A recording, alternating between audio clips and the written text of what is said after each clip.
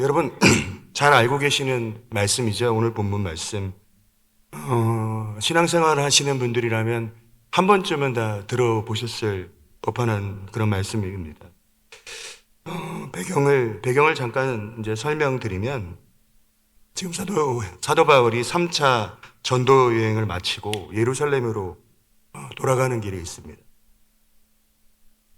그리고 밀레도라는 지역에서 에베소 장로들에게 했던 고별 설교라고 그렇게 이제 이야기를 합니다. 이 고별 설교란 말은 나중에 이제 붙여진 얘기인데, 왜냐하면 지금 사도 바울이 예루살렘으로 가면 로마로 잡혀가게 되죠. 근데 사도 바울은 지금 상황을 전혀 알지 못한다는 겁니다. 그런데 성령께서 그에게 감동을 주셔서 이런 일이 일어나겠구나라는 그런 마음을 주셨던 것 같아요. 그래서 그가 가장 사랑했던 그 에베소에 있던 장로들을 초청해서 자신의 유언과 같은 그런 말씀을 지금 하고 있는 그 대목 중에 한 구절이 오늘 나오는 본문의 말씀입니다. 근데 오늘 본문은 우리 믿는 사람들에게 정말 큰 도전이 되는 고백인 것 같아요. 아까 찬양 부르시는데 감동되더라고요. 내 사랑하는 주님, 온 세상 구주시라 내 사랑하는 주님. 네, 이렇게 부르시는데 사도 바울의 마음도 그런 마음이지 않았을까 하는 생각을 합니다. 자신의 사명, 하나님의 복음을 전하는 일을 하기 위해서 자신의 생명도 내어줄 수 있다고, 그렇게 오늘 말씀을 통해서 사도 바울이 고백하고 있거든요. 그의 삶에는 분명한 비전과 목표가 있었습니다. 누구를 위해서요? 예수 그리스도를 위해서. 무엇을 위해서? 네, 복음을 위해서. 자신을 살게 했던 그 복음을 위해서 분명히 그런 분명한 비전과 목표가 있었습니다. 그래서 그는 끝까지 자기의 생을 마감할 때까지 최선을 다했습니다. 그래서 어떻게 보면 오늘 본문은 사도 바울의 비전과 목표를 제시한 사명선언문, 제가 그렇게 한번 지어봤어요. 사도 바울의 사명선언문이지 않을까 하는 생각을 해봤습니다. 요즘 여러 가지로 혼란한 시기를 우리가 살고 있습니다. 아직 코로나가 종식되지도 않았고 우리나라에 또 여러 가지 많은 이슈들이 있죠. 근데 이런 이슈들이 있고 여러 가지 어려움이 있을 때 우리 그리스도인들은 분명한 목표와 비전이 있어야 할 겁니다. 아멘. 네. 오늘 사도 바울이 고백한 것처럼 그런 비전과 목표가 필요하다는 겁니다. 그래서 제가 오늘 부족하지만 저희가 이제 베트남 이제 땅을 향해서 나가게 될 텐데 잠시 저의 사명선언문, 베트남 땅으로 나가는 저희 가정의 사명선언을 잠깐 나누었으면 좋겠습니다. 아까 목사님 말씀하셨지만 두 번째 이제 텀을 준비하고 있습니다. 저희가 한 텀, 두 텀 이렇게 얘기하거든요. 근데 실제로 이제 2015년부터 20년까지 이제 5년간 베트남에서 제가 사역을 했고요. 교단 협력 선교사로 사역했고 또 자비랑 선교사로 그렇게 사역을 했습니다. 그리고 지금이 이제 두 번째 이제 5월 17일 날 제가 이제 비행기 표를 끊어놓고 지금 기다리고 있는데 두 번째로 베트남을 가게 됐는데, 제가 저의 사명 선언을 좀 이렇게 설명드린다면 첫 번째 사역, 첫 번째 베트남에서의 삶에 대해서 좀 간증을 드려야 될 것 같습니다. 첫 번째 베트남의 삶은 그 출발부터가 하나님의 강권적인 인도하심이었던 것 같습니다. 제가 2015년도에 부산에서 이제 부교역자로 사역하고 있었거든요. 근데 어느 날 알고 지내던 목사님이 연락이 온 겁니다. 한 10년간 연락이 끊겼는데요. 저하고 아내하고 둘이 알고 지냈던 목사님이 연락이 왔어요. 그래서 연락을 이제 받았는데 그분이 이런 얘기를 하시는 거예요. 한번 만나고 싶다. 그래서 오래간만에 만나니까 흔쾌히 이제 좀 만나려고 했습니다. 근데 이분이 저희에게 찾아오셔서 대뜸 이런 얘기를 하시는 거예요. 베트남으로 가자. 이렇게 얘기하시는 거예요. 여러분, 10년 동안 아무런 이제 연락조차 없었던 분이 오셔서 이렇게 얘기하시면 어떤 상상을 하실 수 있겠습니까? 저는 굉장히 좀 당황했습니다. 왜냐하면 제가 그 당시에 벌써 40대 중반의 나이였고요. 아이들 둘, 이제 아이들이 왔는데 아빠의 설교를 별로 듣고 싶지 않다고 해서 지금 밑에서 기다리고 있어요. 근데 아이들 둘이 있고 또 새로운 사역을 이렇게 조금씩 준비하고 있었던 그런 상황이었습니다. 부교역자였으니까 앞으로 이제 개척하고 여러 가지 그런 생각을 하고 있었고, 물론 그렇다고 해서 제가 선교에 대한 그런 꿈과 비전이 없었던 건 아닙니다. 고등학교 2학년 때 전화 안에나 선교에 대한 부르심이 있어서 선교사로서 살아가겠다는 그런 마음들을 좀 가지고 있었습니다. 하지만 시간이 많이 지났고요. 그 당시 벌써 고등학교 2학년 30년 가까이 지났는데, 20년 이상이 지났는데, 그런, 이제, 시간이 많이 흘렀고요. 또 결정적인 거는 제가 태어나서 베트남이라는 나라가 어디에 붙어 있는지 한 번도 생각해 보지 않았던 나라였다는 것. 어떻게 보면 되는 것보다 안 되는 것이 더 많았던 그 2015년이었는데, 이 목사님이 오셔서 가자고 했을 때 당황스럽고 황당했고 이랬는데, 하나님께서 그 기도하는 동안, 근데 그런 말씀을 들을 때 제 마음 가운데 또 감동이 있었어요. 한 가운데는 하나님께서 진짜 나를 인도하시는 거면 어쩌지? 이런 생각을 가지고 있었거든요. 그래서 기도하고 있는데 하나님께서 말씀 하나 주시더라고요. 네, 마태복음 6장 33절 말씀 한번 보여주시면 좋겠습니다. 아까 PPT로 드렸거든요. 우리 같이 한번 읽어보겠습니다. 시작.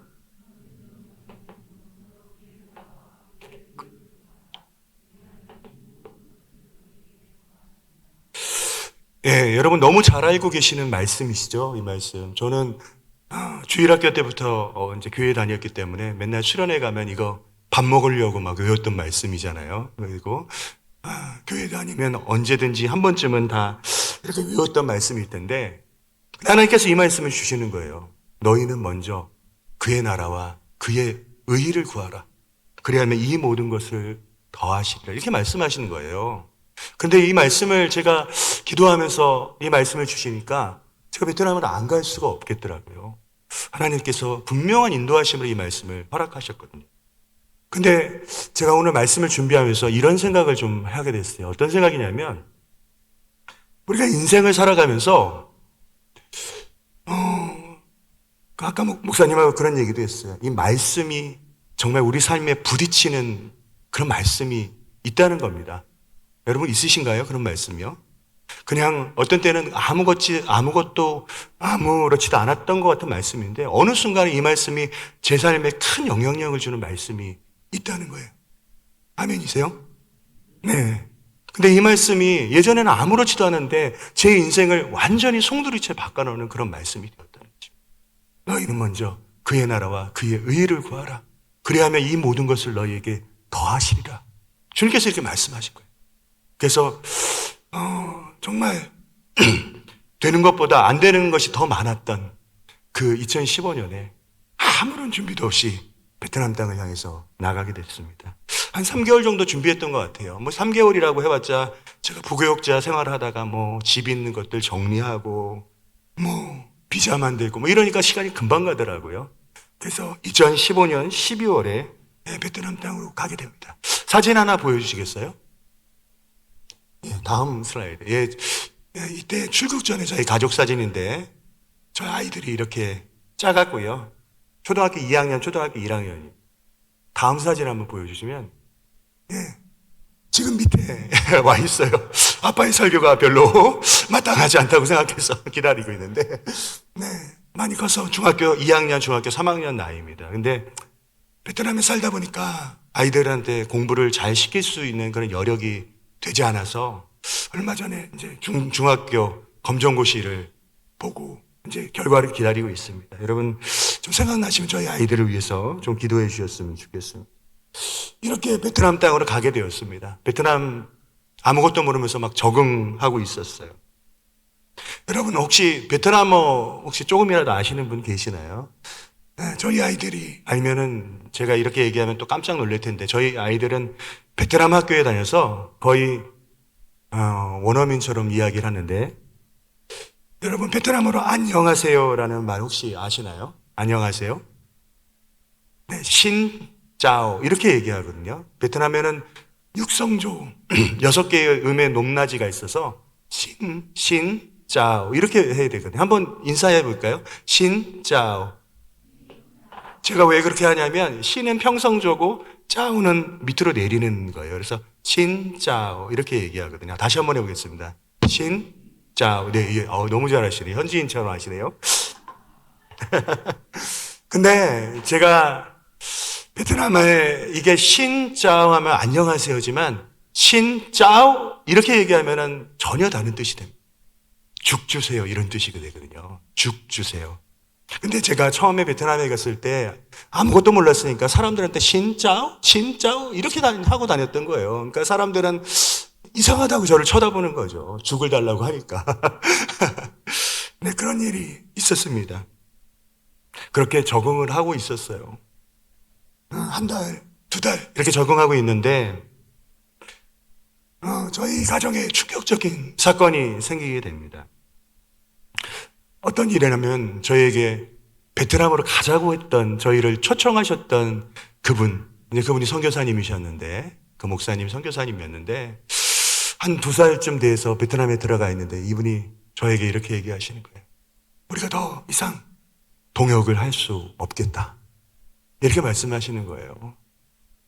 정말 충격적인 사건이었습니다. 왜냐하면 한국이라면 어떻게라도 좀 뭐라도 해볼 텐데 외국이었고 문화도 달랐고 말이라고는 신짜오밖에 몰랐고 재정도 이미 떨어져 가고 없었던 상태였어요. 돌아가야 하나? 3달밖에 안 됐는데 근데 이런 마음이 제한테 생기는 거예요. 첫 번째는 원망이 생기더라고요. 하나님 왜 나를 이곳까지 인도하셔서 이런 상황에 놓이게 하십니까?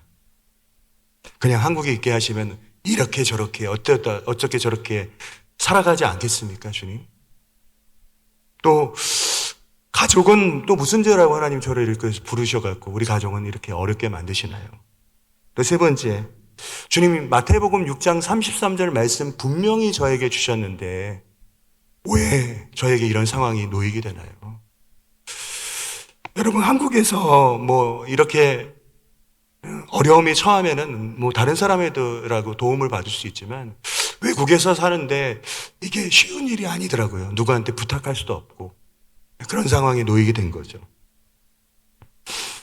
근데 이런 원망과 불평이 생겼는데 다른 하나의 마음은 어떤 마음이 있었냐면 그래도 하나님께서 나를 이곳까지 인도하셨는데 분명히 어떤 이유가 있지 않겠나?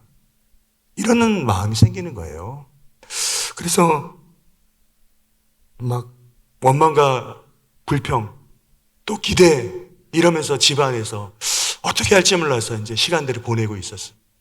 하루에도 한 80%는 원망과 불평에 하나님 왜 나를 여기서 보내셨어? 왜 이렇게 나를 힘들게 만드시지?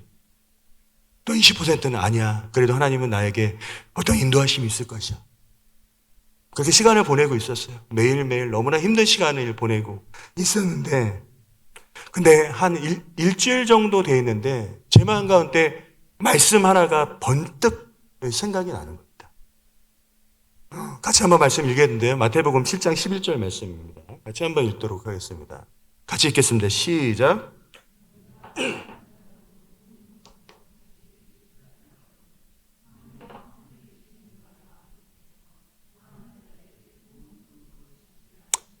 아멘. 아멘. 제가 이 말씀은 학자들이 해석에 따라서 여러 가지 이제 의미로 얘기한다고 하지만 저는 이 말씀을 딱 이제 하나님께 주시는데 다른 말씀 하나도 안 보이고 좋은 것이라는 게 제 마음 가운데 꽂힌 거예요. 하나님께서 나를 이곳까지 인도하셨는데 분명히 좋은 것으로 역사하실 거야. 그런 믿음이 생기는 거죠. 그래서 이렇게 집안에서 이럴 것이 아니다. 밖에 한번 나가보자. 무엇인가 하나님께서 인도하시겠지. 그래서 밖으로 나가게 됩니다. 근데 별로 달라진 게 뭐가 있을까요? 맨날 다니던 거리이고, 맨날 보던 사람들인데. 근데 그날따라 제 앞에 한 건물이 보이더라고요. 2층으로 가는 계단이 보이는데, 그 계단에 그날따라 올라가고 싶은 거예요. 그래서, 그 계단으로 올라가요. 네, 저렇게 계단이 있어요. 그리고 가보니까 다음 그림 보여주시면, 예, 건물이 뭐 이렇게 뭔가 있어요. 근데 보니까 음악 학원을 하던 곳이더라고요. 이제 제가 예전에 음악하고 좀 관련된 일들을 좀 했었기 때문에 이 음악하고 이제 금악에 관련한 그런 일들을 좀 관심이 있었거든요. 또 아이들을 가르치는 일도 했고. 근데 보니까 아무 사람이 없는 것 같은 생각이 드는 거예요. 근데 그렇게 생각하고 있는데 베트남 직원 한 사람이 이제 이렇게 올라오더라고요. 근데 저희가 사는 곳이 한인타운이어서, 외국인 타운이어서 베트남 사람들이 한국어를 곧잘해요. 그래서 이 사람이 오더니만 저한테 물어보는 거예요. 한국말로. 어떻게 오셨어요?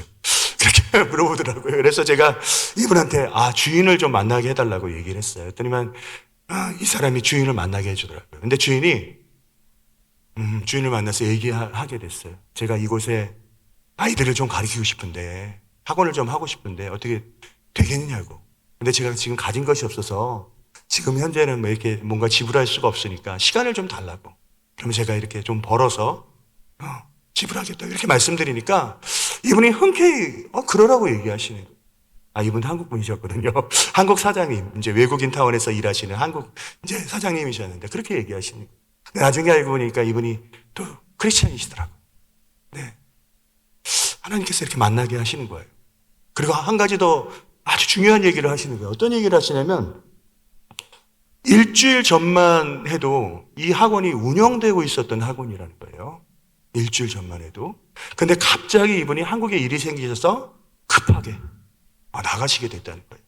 그래서 이분이, 사장님이 한 1, 2주 정도 이렇게 이제 놔두고 있다가 누군가 새로 들어올 사람이 없으면 다시 정리하시고 다른 걸 하려고 하셨는데 마침 제가 왔다는 거예요. 네, 다른 분들은 놀라시던데 이런 거 하시면. 네, 그래서 맨 마지막 사진 보시면, 그래서 거기서 제가 저희 아이들인데 이제 음악학원을 하면서 자비랑 선교사로서 5년간 사역하면서 그렇게 지낼 수 있었습니다. 근데 제가 이 사건을 경험하면서 한 가지 하나님께서 감동을 주셨어요. 어떤 감동인가냐면, 우리 그리스도인들이 제 살아가는 삶 가운데는 분명히 이해할 수 없는 그런 시간이 있다는 거죠. 여러분 그러신 시간 가운데 있으신 분 계시나요? 그 기간이 길고 짧고 아니면 깊이가 깊고 얕고 그런 것들을 떠나서 그리스도인들이 살아가는 시간 가운데는 분명히 이해할 수 없는 시간을 우리가 살고 있다는 거예요. 하나님이 역사하지 않으실 것 같은 그런 느낌이 받을 때도 있고, 내 마음 가운데 원망과 불평으로 막 어려워하는 그런 시간도 있다는 거예요. 근데 제가 이 사건을 경험하면서 한 가지 알게 된 사실이 어떤 거냐면, 우리가 그런 이해할 수 없는 그런 시간을 살아가지만 분명히 하나님께서 그 가운데 역사하고 계신다는 사실을 제가 알게 되었다는 겁니다. 하나님께서 분명히 여호와 이레로 준비하신다는 사실을 제가 알게 되었다는 거예요. 할렐루야. 네, 여러분에게 이것을 믿는 그런 은혜가 있어지시기를 바라겠습니다. 네, 그래서 제가 이제 2015년 이 사건을 시작으로 2015년부터 사역을 시작하게 됐습니다. 이 사역이 좀 여러 가지 이제 형태고 말로 설명하기 길어서 영상을 하나 준비했는데요. 잠깐 한번 봐주시면 좋겠습니다. 네. 음악에 Chúa là nguồn hy vọng của chúng ta. Amen. 조금 줄여주세요. 이렇게 하면 어려운 교회들이 너무 많아요. 교회는 어떻게 이제 음이란 것이 없는 데가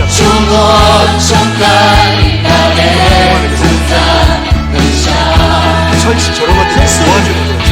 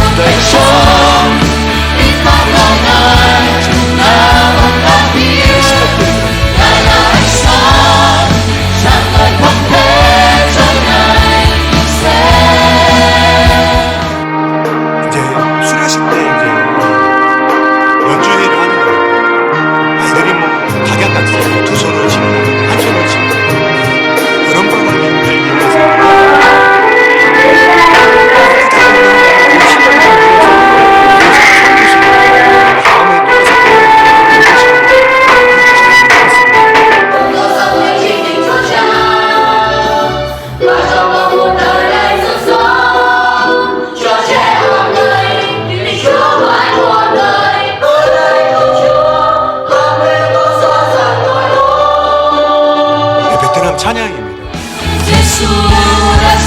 소수부족 청소년 캠프라고 해서 베트남에 54개의 근데 화면이 쉽지 않습니다. 여기는 감사하게도 열려서 저희가 250명 정도 왔는데 200명 정도 지금 세상에 그리고 이제 집중하기 위해서 집이 다 들어있는 거 지금 같이 공차하고 싶다고 하시는 그런 사람들 이쪽에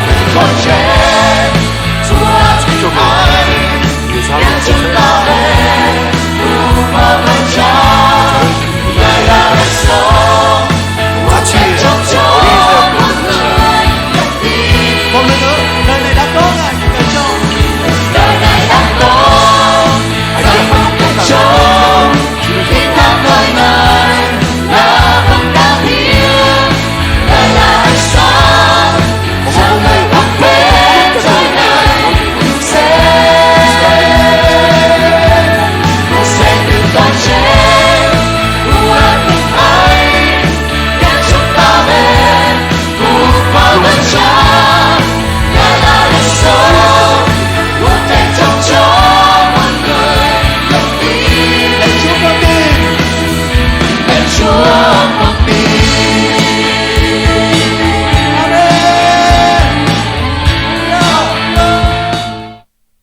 이런저런 여러 가지 사역들을 주님께서 하게 하셔갖고 진행하게 되었습니다.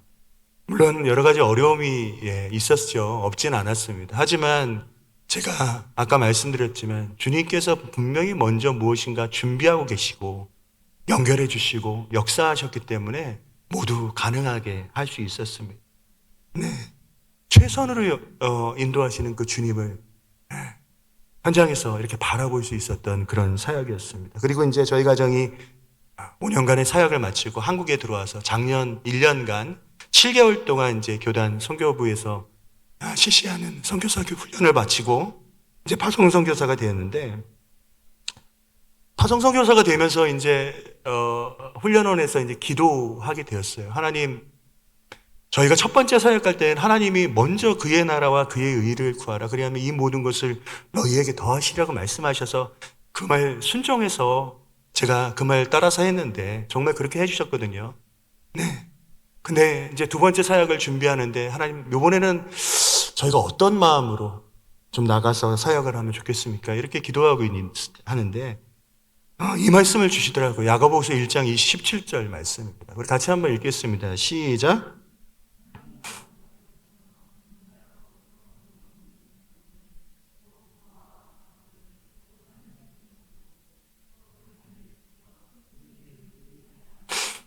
네, 아멘. 네. 주님께서 이 말씀을 주시더라고요. 근데 이 말씀은 또 여러분 잘 알고 계시는 말씀이잖아요. 근데 저희가 이 말씀을 제가 아내하고 이렇게 이제 받아서 묵상하고 생각하는데 왜 이런 말씀을 주셨을까 고민해 봤어요. 근데 이런 마음을 주시는 거예요. 내가 너를 5년간 여기저기 이렇게 다니면서 그 나라를 좀 보게 했지 않니? 이런 마음을 주시는 거예요. 근데 이제는 좀 더 그들 가운데, 그들과 깊이, 좀 더 깊이 들어가서 나의 마음, 여기서 긍휼이라고 말씀하시는데, 고아와 가부를 환난 중에 돌보고 자기를 지켜 쇠속에 물리지 않는 것, 고아와 가부를 환난 중에 돌보는 그 하나님의 마음, 그 땅에 있는 그 고아와 가부를 바라보는 그 하나님의 마음을 네가 좀 가졌으면 좋겠다라고 그렇게 말씀하시는 것 같더라고요. 그래서 제가 좀 생각을 해봤어요. 우리가 좀 돌봐야 될 것이 무엇인지. 그래서 이제 사진 하나 준비했는데 한번 보여주시겠어요? 네. 아까 잠깐 영상에서도 나왔는데 베트남은 정말 가난한 사람들이 많이 있어요. 여러분 베트남 여행하신 분들 코로나 이전에 여행하신 분들 계실 수 있는데요. 베트남 그냥 도시 같은 데 보면 너무 화려하고 바닷가 같은 데는 너무 아름다운데 국경이나 이런 도시 변두리로 가면 여전히 어려운 사람들이 많이 있습니다. 저기 아이 얻고 있는 아이가 있잖아요. 저 소수부족 아이거든요. 네. 그리고 옆에 있는 그 허름한 집은 이제 전혀 그 사람이 살기조차도 어려운 그런 집인데 그런 것들을 좀 이렇게 보게 하시는 거예요. 가난과 재해로 고통받는 그 고아와 과부들을 생각하게 하시더라고요. 다음 그림 한번 보여주시겠어요? 다음 사진. 네, 교회거든요. 네, 물론 이제 베트남에는 여러 교회가 있는데 저기는 이제 공인받은 교회 중에 한 교회인데 목사님하고 제가 좀 개인적으로 참 친분이 있어요. 근데 이분이 중부 여름만 되면은 이제 중부 지방에 막 폭우가 막 쏟아지고 태풍이 막 불어서 지붕이 이렇게 날아가는 거예요. 근데 사진을 보내온 거예요. 지금 자기 교회 앞에 이렇게 물이 찼다고. 그리고 지붕이 날아가서 그 지붕을 갖다가 위로 가서 이렇게 막 안 날아가게 하다가 떨어져서 이렇게 지금 꼬매고 있다는 사진을 보내주는 거예요. 제 마음 가운데 너무 마음이 아프더라고요. 그래서 그런 모습을 보면서 이 베트남 가운데 아직도 가난하고 어려운 사람들이 너무 많다는 사실에 대해서 생각하게 되었어요. 그리고 다음 사진 한번 보여주시겠어요? 네, 아시겠지만 베트남은 사회주의 국가예요.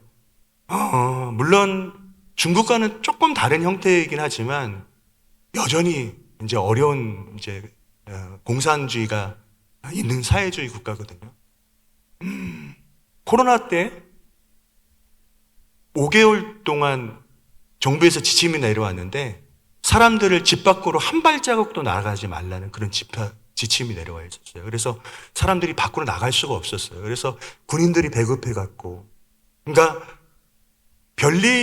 평소에 살 때는 별로 이렇게 느껴지지 않는데 어떤 위기상황이나 어려운 상황들이 오게 되면 분명한 사회주의 국가로 이렇게 돌아서게 되는 모습을 보고 있거든요. 그래서 기독교가 아직까지 여전히 0.8%밖에 되지 않는 아주 소수의 기독교인들이 있는 국가고요. 그렇다고 다른 종교가 많은 것이냐? 그렇지 않아요. 베트남은 약 80%가 샤머니즘 신앙, 조상신을 숭배하거든요. 그래서 밖에 나가면 옆에 그림에 보시면 아시겠지만 이렇게 제사상 같은 걸 차려놓고요. 아침에 저기다 향을 피우고 막 이렇게 해요. 절하고 이런 모습을 어디서나 볼 수가 있거든요. 근데 너무 재미있는 거는 조상님들이 각자 선호하는 것들이 다 다르신 것 같더라고요. 어떤 데 가면 달러가 올라가 있고요. 어떤 데 가면 콜라가 올라가 있고요. 근데 그런 건 좀 다른데 어쨌든 약 80% 가까이가 조상신을 믿고 있어요. 여전히 베트남은 오픈도 선교회 올해 이제 발표했는데 기독교 박해 지수가 19위인 나라입니다.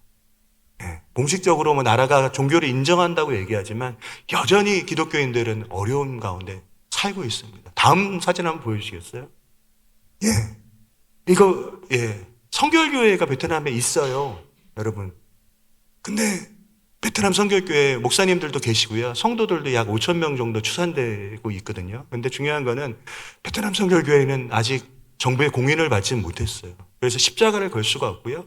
앞에 저희 교단의 상징인 이 가시밭의 백합화 그림을 이렇게 사진 이렇게 박아놓고 이렇게 건물에 이렇게 표시하는 것들을 볼 수가 있어요. 혹시 여러분 베트남을 여행하시거나 그러시다가 저런 그림들을 보시면, 저런 집 같은 걸 보시면 저게 성결교회 교회구나 라고 생각하시고 그들을 위해서 좀 기도해 주셨으면 좋겠어요. 왜 베트남 성결교회가 아직 공인을 받지 못하냐면 소수부족분들이 많이 계시거든요, 목사님들 중에. 근데 아직 베트남은 소수부족들이 인정되지 않는 그런 나라입니다. 54개 소수부족이 있는데 주종적인 베트남 종족들은 그래도 어느 정도 인정되는데 나머지 종족들은 잘 인정되지가 않아요. 그래서 베트남 목사님들이 공인받는 걸 어려워하신다고 얘기하시더라고요. 이런 상황들을 제가 좀 이제 생각하면서 살펴보면서 하나님께서 그런 마음들을 주셨어요. 나의 마음으로 이들에게 좀 더 가까이 가야 되지 않겠니? 그런 마음을 주시더라고요. 여러분, 예수님의 3대 사역 혹시 알고 계시나요? 잘 배우셨다니까 알고 계시죠? 마태복음 9장 35절 말씀을 보면 예수님의 3대 사역이 나오는데 이렇게 나오고 있어요. 가르치시고 전파하시고 고치셨다, 이렇게 얘기하고 있죠. 너무 잘 알고 있죠, 여러분. 근데 저희가 한 가지 잊고 있는 것들이 있어요. 그게 뭐냐면 왜 가르치시고 왜 전파하시고 왜 고치셨을까? 그게 마태복음 그 다음 절 9장 36절에 나오거든요. 거기 그렇게 나오고 있어요. 무리를 보고 불쌍히 여기셨다. 이렇게 말씀하고 계시거든요.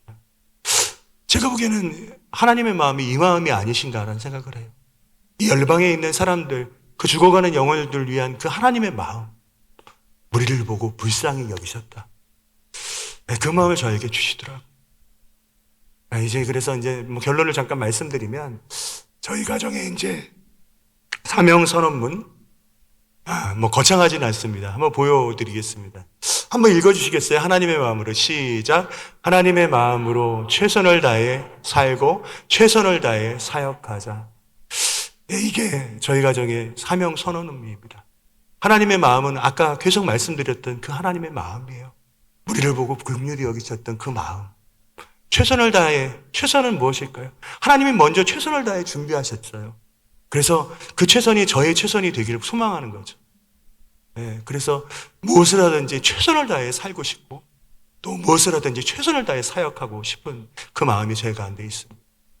여러분, 저희 가정을 위해서 생각나실 때마다 기도해 주셨으면 좋겠습니다. 5월 17일 날 이제 베트남으로 땅으로 가게 돼요. 아직 해결되지 않은 문제가 있어요. 뭐냐면 베트남은 비자가 조금 어렵거든요. 저희가 3개월짜리 비자를 초청장을 받아서 베트남 공항에 가서 이것을 갖다가 3개월 비자를 받고 현지에 들어가서 다시 장기 비자로 바꿔야 되는 그런 이제 상황이 있는데, 근데 이게 베트남이 이제 코로나 이후에 이 법이 강화가 돼서 쉽지 않을 거라는 그런 얘기를 지금 하고 있는 것을 오늘 이제 듣게 되었거든요. 그래서 여러분, 저희가 믿음으로 5월 17일 비행기 티켓을 딱 끊고 그다음에 비자를 신청해 놓은 상태입니다. 3개월 비자. 근데 저희가 그 3개월 비자를 가지고 베트남 땅에 들어가서 장기 비자를 살 수 있도록 그것 좀 기도해 주시고, 또 아까 말씀드린 것처럼 그 땅에서 하나님의 마음으로 최선을 다해 살고 최선을 다해 사역할 수 있도록 여러분 기도해 주셨으면 좋겠습니다. 이 시간 같이 한번 기도할 텐데, 하나님, 제가 말씀드리는 것들이 여러분들에게도 적용되지 않을까 하는 생각이 듭니다. 여러분 삶 가운데도 주님께서 주시는 그 사명선언문이 있으십니까? 없으시다면 하나님 나에게 사명선언문 주십시오. 그리고 그것 가지고 또 살아갈 수 있는 그런 마음들을 허락해 주십시오. 그리고 이 땅 가운데서 살아가면서 주님만 바라보며 정말 복음을 신철하며 살아갈 수 있도록 인도해 달라고 우리 같이 한번 기도하도록 하겠습니다. 기도하겠습니다. 하나님 아버지 감사합니다. 하나님 정말 주님의 은혜, 놀라운 은혜를 구하며 나갑니다. 하나님 역사해 주시고 인도해 주시고 도와주시길 소망합니다. 하나님, 주님의 도심이 우리 가운데 있기 원합니다. 주님 함께하여 주시옵소서. 하나님 아버지 인도하시고 역사해 주시기 원합니다. 하나님 아버지 도와주시옵소서.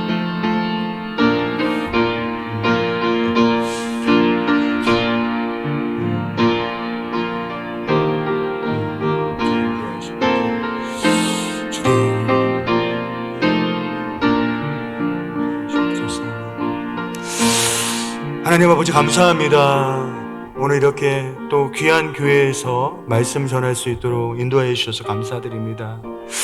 우리가 살아가면서 저 하나님의 말씀을 순종하며 살아갈 수 있도록 도와주시고, 복음의 빚진 자로서 정말 복음을 전한 일에 최선을 다할 수 있는 우리가 될 수 있도록 주님 우리 가운데 은혜 부어주시고 역사하시고 함께하여 주시옵소서.